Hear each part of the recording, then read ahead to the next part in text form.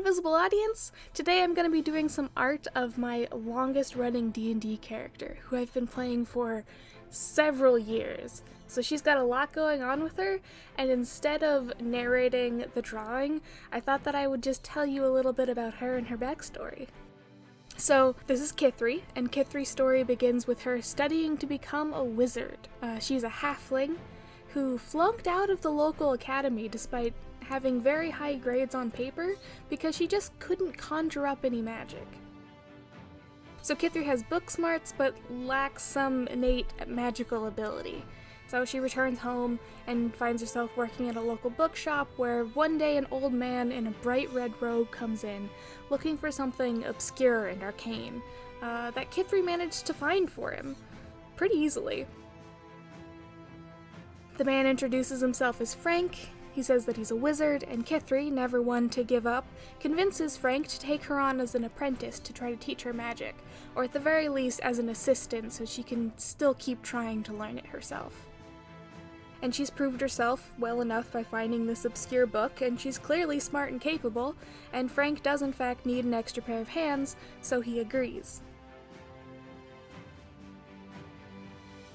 Kithri goes and works with Frank, doing magical shenanigans and researching various things. He takes particular interest in something called a Chaos Stone, which can be used as a massive power supply and holds a large quantity of unknown magical ability within it.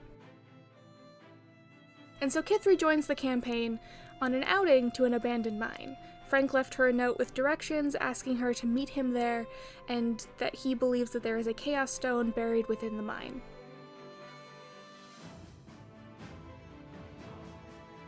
But when the rest of the party find her, she's alone. She's been searching the cave looking for Frank, but hasn't been able to find him. The party takes her in and helps her look, and they eventually find the Chaos Stone that Frank was looking for. And Kithri touches the stone and is imbued with magic. All of her years of studying to be a wizard, and she becomes a sorcerer by accident. Specifically a storm sorcerer. Most of her magic is lightning, ice, or wind. And the first spell that she casts is an accidental shocking grasp when someone offers their hand to help her up, so oops. The party doesn't find any sign of Frank, however, aside from a magical note written in the air in red light that just says, "Find me."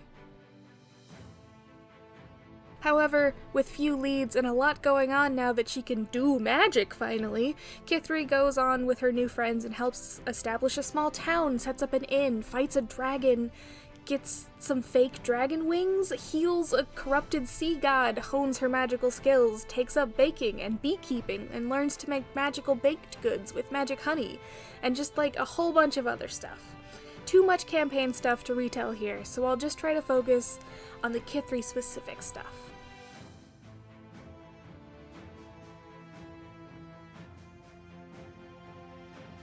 And one of the most significant things that she does is join the Inquisitors Guild, which is basically magic Wikipedia. As a result, she is invited to partake in a museum combat competition of which I forget the name of, but it's basically Night at the Museum, but it's an exclusive sporting event, and there's a lot more fighting. And long story short, the winning team gets to meet the reclusive Crimson King, the ruler of the land, and Kithri and her friends win, just barely, and when they are brought face to face with the king, they discover that he's Frank. But he doesn't seem to recognize Kithri, or remember anything about her or the Chaos Stones, and when barraged with questions, he sends the party away. So, of course, they disguise themselves and sneak into the castle, and there's a bunch of shenanigans and magical elevator repair and some corrupt guards who are really in charge of the kingdom and just using Frank as a figurehead because all he really wants is the money. So, guards defeated, and we're face to face with the king again. And also, there's a bunch of treasure that gets teleported to the middle of the ocean, but we'll get back to that.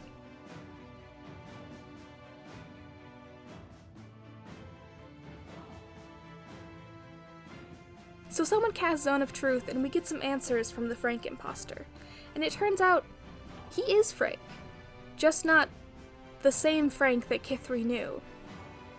Because you see, Frank split himself into a number of alternative selves to send them out into the world to accomplish more than he could on his own. And any new memories made since the split are unique to the Frank. And each Frank has a particular fragment of Frank's original personality. And this one that they meet here in particular, pretending to be the king, is a Frank that is hungry for money and power. The Frank that Kithri knew was a Frank looking for knowledge and more focused on research.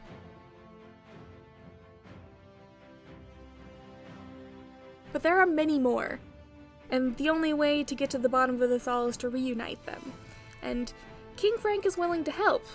His goals have been satisfied, he's amassed wealth and power, but Kithri and her friends have to hunt down a few of the others to make the reuniting ritual work. One actually finds them, and he steals the Chaos Stone that they'd been holding on to, and this one is a jerk and becomes known as Mean Frank. They also find one who's polymorphed himself into a sheep and is happily living in a bog somewhere. That's Sheep Frank, and he was surprisingly hard to wrangle, especially when his Gorgon ex-girlfriend shows up and tries to steal him back from the party. There's also a Cook Frank, and a Bard Frank, and a Nice Frank, who is Kithri's original and is eventually recovered, and they also find that the various Franks have various assistants, which is fun, so Kithri has sort of some counterparts as well, although most of them are made of stone.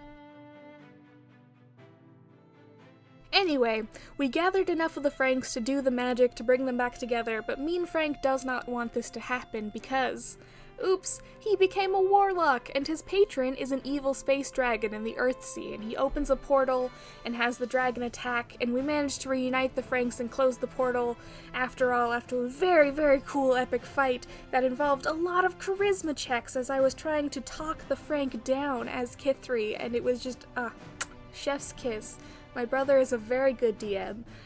He arranged that fight so well so that everyone got to do the thing that they're good at. Because Kithri is a sorcerer, so she has high charisma. She's very good at charisma stuff.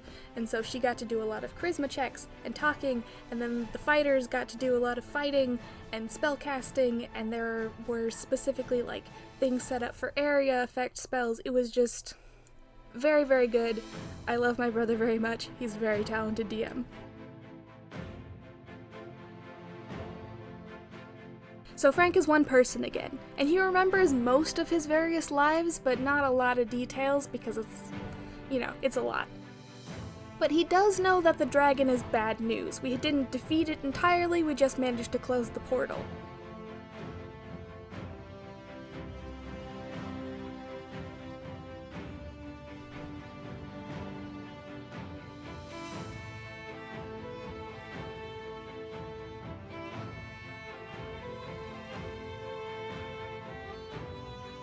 And now we've got to build some sort of device that will stop it from breaking into our reality and destroying everything, which is essentially its ultimate goal.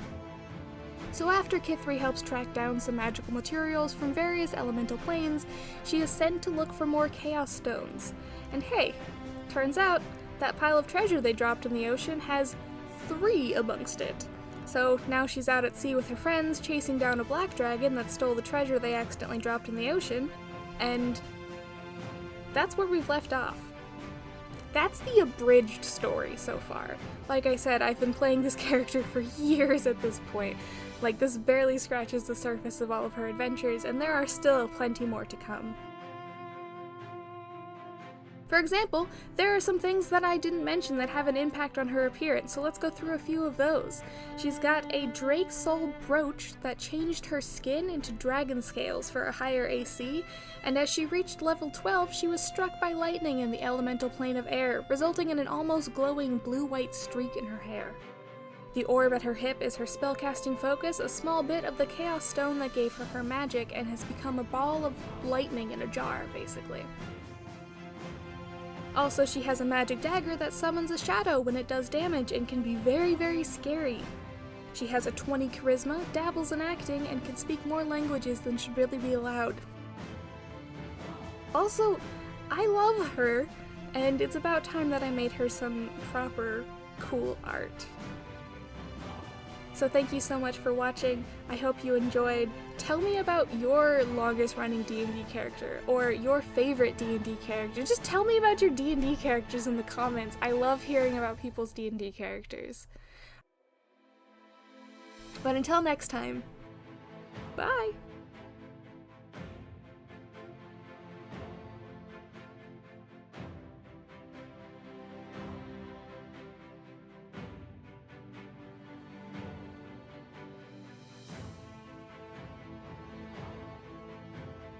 Pachoo, pachoo, pachoo!